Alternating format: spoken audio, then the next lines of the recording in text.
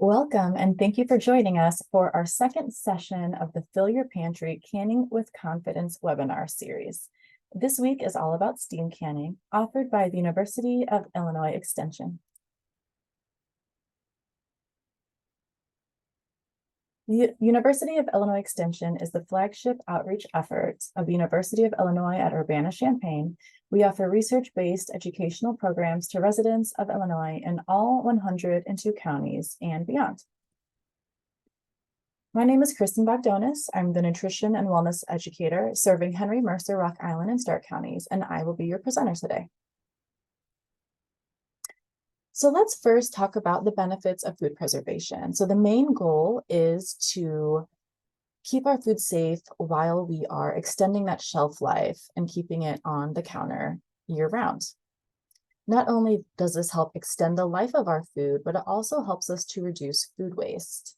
And with about 40% of our food ending up in the landfill, this is a great way to keep food out of the landfill and more money in your pocket. Canning and food preservation in general also helps you enjoy your homegrown food or your local foods year-round. You can also address a variety of dietary concerns. Maybe you are wanting to reduce the sodium or sugar in your foods, and you can do that when you preserve your own food at home. Maybe you've received a canner from a friend or family that is not using their canner anymore.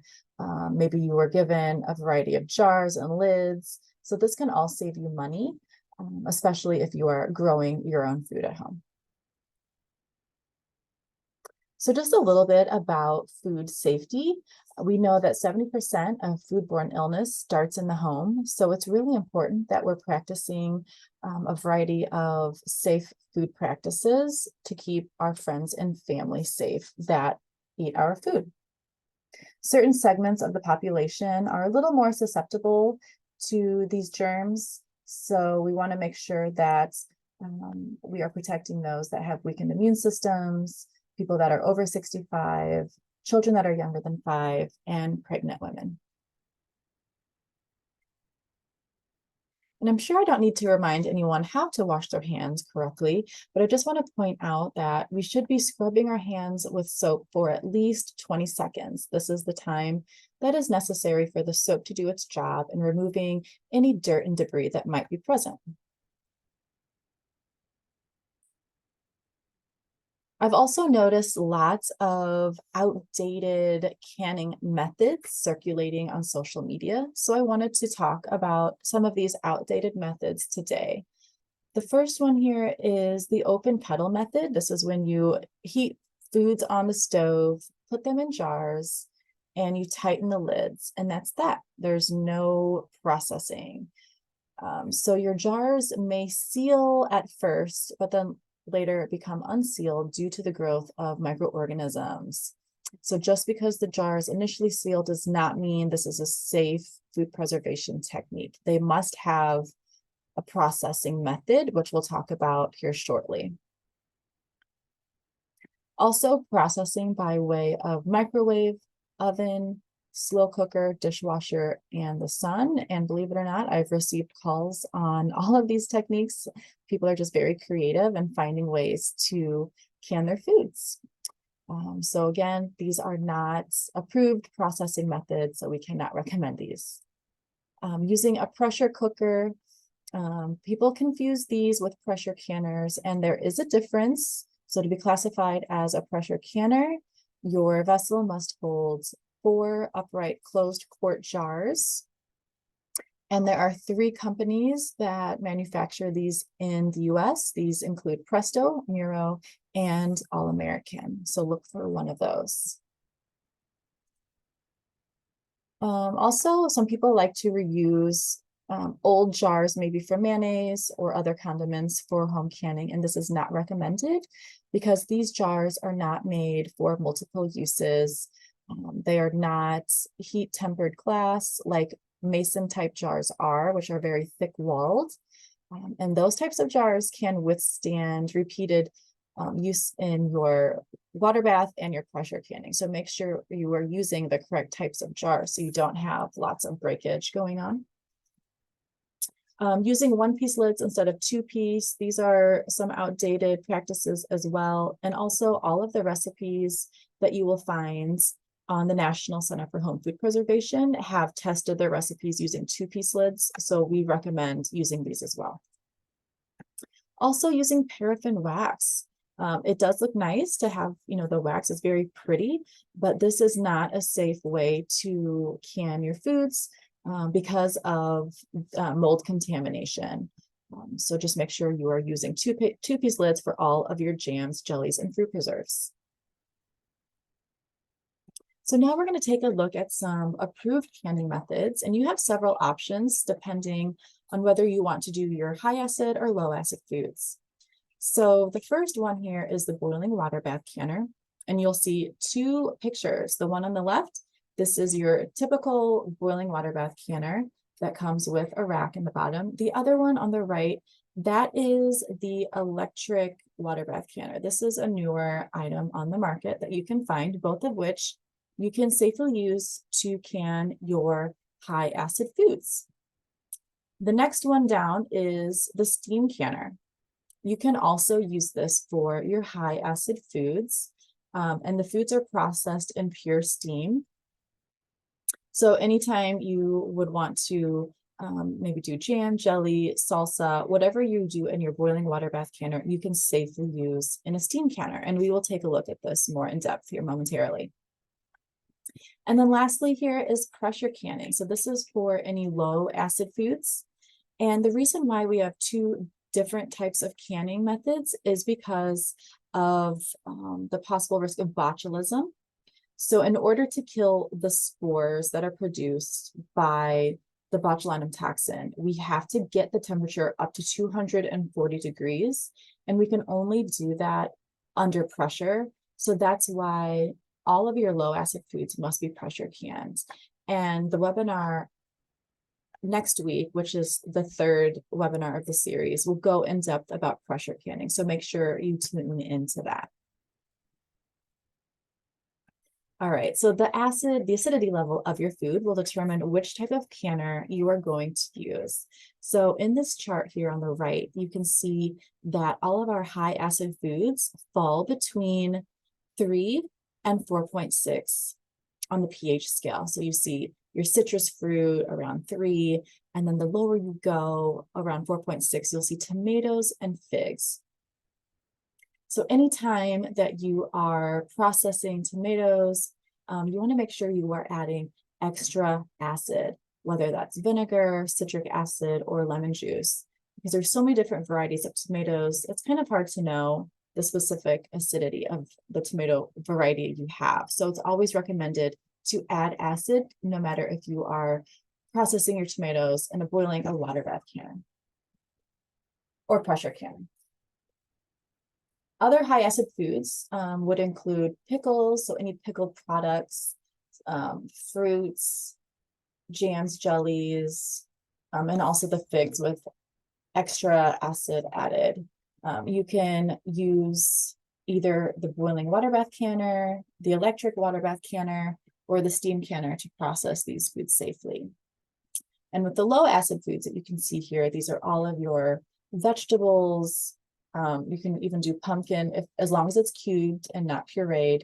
Your meats, poultry, seafood, soups, those types of foods would need to be processed in a pressure can.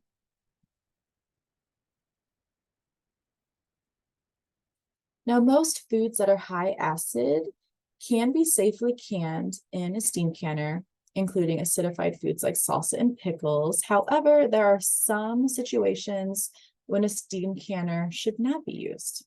So you do not want to use a steam canner if you are processing figs in quart jars, and this goes for all elevations. If you are doing tomatoes packed in tomato juice or packed without added liquid for all jar sizes and elevations, and of course your low acid foods. And you want to use caution when processing figs in pint jars, tomatillos, other tomato products like tomato sauce and tomato juice. And the reason is because of the processing time. It's going to be longer than 45 minutes, and this is one of the safety guidelines when using your steam canner. And we'll take a look at more of those safety guidelines momentarily. But just if you're going to do any kind of tomato or fig product, I always remind people to check your tested recipe for your elevation and make sure you are within those guidelines. If it's over 45 minutes, it could potentially boil dry. The great thing about steam canners is that they take a lot less time to heat up compared to your boiling water bath canner. So for your boiling water bath canner, you're adding that 16 quart of water in there, and this could take up to 30 minutes, which you would have to add to your processing time. So that's quite a bit of time. Whereas your steam canner only requires 2 quarts of water to be heated up. So it takes less than 10 minutes.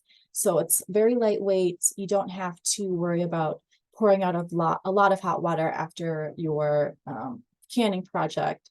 And this is something that I've really enjoyed using over the years.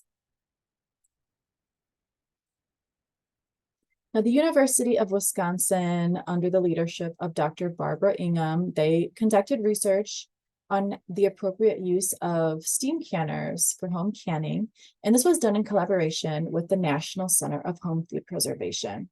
So a steam canner may be used to safely can high acid foods as long as all of the following conditions are met. So first, you want to make sure you are choosing an up-to-date research tested recipe. And we'll look at where you can find some of those recipes at the end of this presentation. You want to prepare your jars and food according to your tested recipe. Preheating is optional since it's so quick. You don't really need to worry about getting that water up to temperature. To ensure that you are processing at the correct temperature, you want to make sure you are venting for 1 full minute before the processing time. And this just ensures that you get all of that cold air out before you start the timing process. There are 2 small holes on either side of the canner lid. So when you see steam funneling out about 8 to 10 inches, this is when you start your processing time. And your steam should flow freely from the canner during the entire process. And remember to never remove the lid during this time or add additional water. If for some reason your canner should boil dry or the power goes out, then you have to restart the process all over again. And again, remember to adjust your processing time for elevation as you would for a boiling water canner. And you can find any elevation for any address with a quick online search. Here in Rock Island, we are at about 610 feet. So if you are over 1,000 feet, that is when you start adjusting for elevation. So again, check with your tested recipe and ensure that your processing time along with the elevation is less than 45 minutes, because if it is longer, your canner will boil dry, which is a safety concern, not only for your food product, but also your canner and your stovetop. Mixing jar sizes is okay with a steam canner, but stacking jars is not. So this is one of the differences between the steam canner and the boiling water bath canner, because you can stack jars in the boiling water bath canner. Your steam canner should hold 10 half pints, 8 pints, or 7 quart jars. And after processing time is complete, you just remove your jars, put them on a counter with a towel or on a cookie sheet, like a cookie sheet drying rack, and just allow them to cool undisturbed.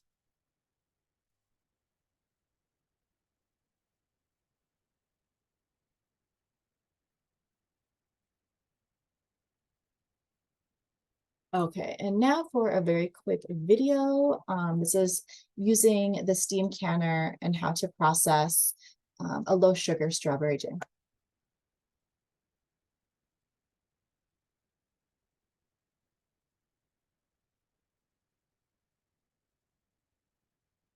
You can easily make low sugar strawberry jam at home using a steam canner. Keep watching for a step-by-step process. To make 4 half-pint jars, you will need 2 2/3 cups crushed strawberries, 2/3 cup unsweetened fruit juice, thawed concentrate or water, 3 tablespoons low or no sugar added pectin, and up to 1 cup of sugar. I'll be using the full cup for this recipe.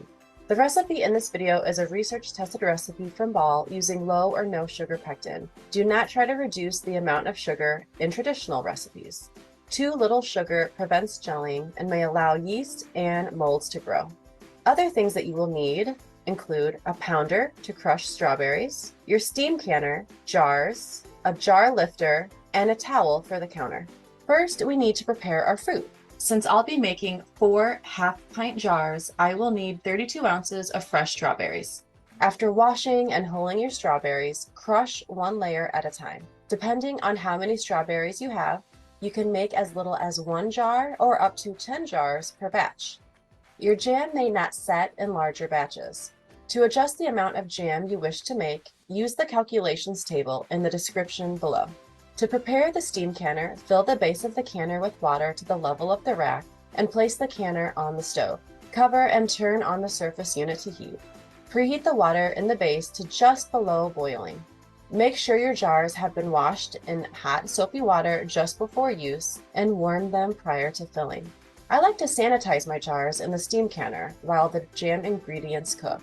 This also ensures the jars are warm prior to filling.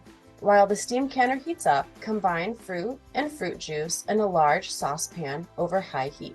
Gradually stir in the low sugar pectin. Bring the mixture to a full rolling boil that cannot be stirred down, and make sure you keep stirring to prevent the fruit from scorching on the bottom. Next, you will add your sugar, if using, and return to a full rolling boil. Keep stirring and boil hard for 1 minute. After 1 minute, remove from heat and grab your ladle. This is the final step before processing the jars. Keep your warm jars on a towel while filling. Ladle the hot jam into each jar, leaving a 1/4 inch of headspace. Remember to wipe the rims with a damp paper towel to remove any sticky jam that may have dripped while filling. Apply your lids and screw the bands to fingertip tight. If the bands are too tight, the lids will buckle during processing. Place your filled jars on the canner rack as they are filled. Most steam canners will hold 10 half pints, 8 pints, or 7 quart jars. Arrange your jars so that steam can freely circulate around your jars and place the lid on the canner. Now it's time to process your jars. Increase the stovetop temperature to high and wait for steam to vent from the holes on either side of the canner lid near the base. Vent to purge the air from the canner, allowing a column of steam about 6 to 8 inches to vent for 1 full minute before you start the timing process. Once venting is complete, set the timer for 10 minutes. When the processing time is done, turn off the timer. If desired, you can wait 5 minutes before carefully removing the domed lid. Use caution as steam will pour from the canner and jars will be very hot. After processing, allow lids to seal naturally and let your jars cool undisturbed. Label your jars and store in a cool room, protected from sunlight. Store your jars without ring bands to make it easier to detect if your jars become unsealed during the storage time. For best quality, use within a year, and I hope you enjoy your homemade jam. For more food preservation resources and recipes, visit the University of Illinois Extension Food Preservation website. All right, so just a very quick video on watching the steam canner. You noticed too that there was some foam on the jam before I put the lids on. If you would like to reduce the amount of foam in your jam or jelly, you can add like a half a teaspoon of butter or margarine, and this really helps to reduce the foam that is on there. But otherwise, it is completely safe to leave if you don't mind. So this is the low sugar strawberry jam recipe that I used in the video. So you would need your strawberries, any type of fruit juice. I actually used pomegranate juice for this recipe, your low no sugar pectin, and up to a half a cup of sugar. So sweet spreads are a class of foods with many textures, flavors, and colors, and they all consist of fruits preserved mostly by means of sugar, and they are thickened or jellied to some extent. You have long cooked jams and jellies. This is where your fruit and sugar is cooked to a gelling point, and these tend to be darker in color. And you also have your quick cooked jams and jellies, which uses added pectin. These tend to have a bright color and a sweet, crisp flavor. Pectin is a substance in fruits that forms a gel if it is in the right combination with acid and sugar. And the use of commercial pectin just simplifies this process. So you just want to make sure you follow the directions that come with your pectin, and do not interchange liquid with the powdered varieties. Other fruit products that are preserved by sugar but not jellied would include your butters, honeys, and syrups.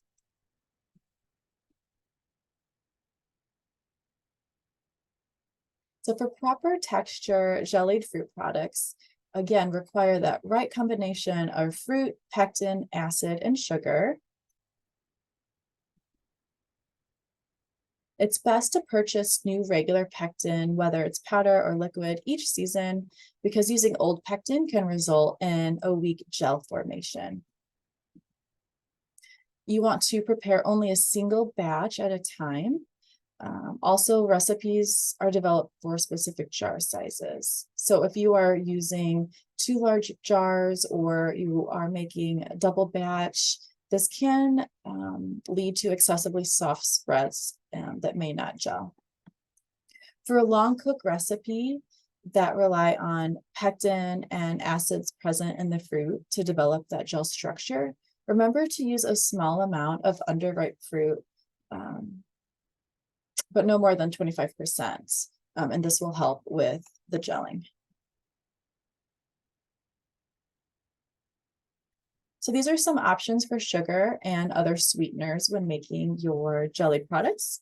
Cane and beet sugars work equally well in their granulated form. Corn syrup and honey can be used to replace part of the sugar in your recipe, but too much can mask the fruit flavor and alter the gel structure. Also, sometimes a combination of sweeteners is used if you want to change up the flavor profile. Again, always use tested recipes for replacing sugar with honey and corn syrup, and do not try to reduce the amount of traditional or sugar in your traditional recipes. Again, because too little sugar will prevent gelling and may allow yeast and molds to grow. Sugar substitutes can also be added if you just want it for flavor when using special modified pectins. The package insert that comes with these pectins will give instructions on when to add the sugar substitutes. Do not try to substitute artificial sweeteners for required sugar in your regular liquid and powder pectin recipes. If aspartame, which is a type of low-calorie sweetener, is used, just keep in mind the sweetening power of aspartame may be lost within 3 to 4 weeks, so a different type might be more suitable. Low and no sugar fruit spreads are really increasing in popularity as people are changing the way they eat and reducing their sugar intake. I personally think that these taste a lot better because that fruit flavor is more pronounced and not masked by all of the sugar that is in traditional jam and jelly recipes. And you have several options available if you want to try this at home. There are special modified pectins, so these are not the same as regular pectin. Look for packages that say light, less sugar, or no sugar needed on the label. These are able to set without any added sugar due to the addition of dextrose in the product. The package insert will come with recipes that give you options for using less sugar, no sugar, or even alternative sweeteners such as sucralose. A typical 5.4-ounce canister of this type of pectin can make up to 22 half pints of jam. The other low methoxyl pectin listed here requires a source of calcium for gelling. These create a gel actually in the absence of sugar and acid to create a good quality product. One drawback is that the color of the fruit spread may darken over time in storage, but otherwise this is a great alternative to using those special modified pectins. Penn State has a great video on how to use this pectin, and you can find it on their extension.psu.edu website. Regular pectin with special recipes. These special recipes have been formulated so that no added sugar is needed. However, each package of regular pectin does contain some sugar, so just keep that in mind. Also, with these, artificial sweetener is often added to improve the flavor. Some recipes use unflavored gelatin as a thickener for the jelly or jam, but these do not actually produce a gel. So when gelatin is used in the recipe, the jars of spread should not be processed for long-term storage at room temperature. However, these should be refrigerated and used within 4 weeks. There's also long boil methods. This is when you boil fruit pulp for extended periods of time, and eventually it will thicken and resemble a jam, preserve, or fruit butter. Artificial sweetener can be used with these recipes, but do not try to substitute Splenda in long boil or no pectin added jams and jellies intended for room temperature storage.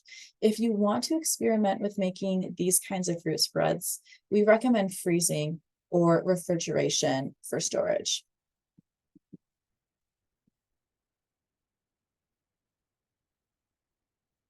If you are looking for some really good reduced sugar recipes, you can check the National Center for Home Food Preservation. This is the list of what is available on that website.